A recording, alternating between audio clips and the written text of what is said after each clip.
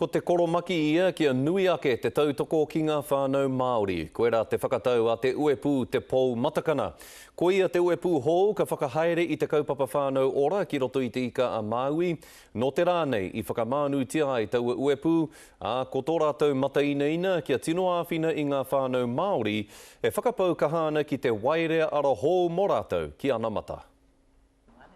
He tirohanga hou, he kai urungi hou. We don't want whānau to have their future destined by somebody else. That must be of their own accord.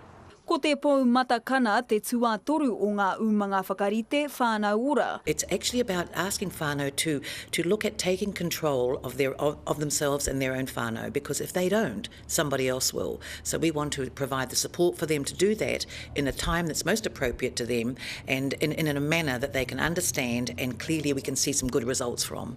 Māna te whāteka māturu miriona tāra e whakahaere e tiri ki ngā tari whakarato huri i te ika Māui a haere ake nei. It's not only about money, but certainly you do have to have the resources to provide, to be able to address some of the issues that whānau will identify. Kua whakatūria he puari motuhake me tētahi rōpū tohu hei ārahi i te umanga hou. Hei whakamauru pea i ngā mānuka i toa i anuma te kirimana a te puni kōkiri. He rōpū e whakahaere ngiana e tēnei tokorua rongonui i raru i a rāua kōrero mo te kaupapa Roastbusters i te rātau.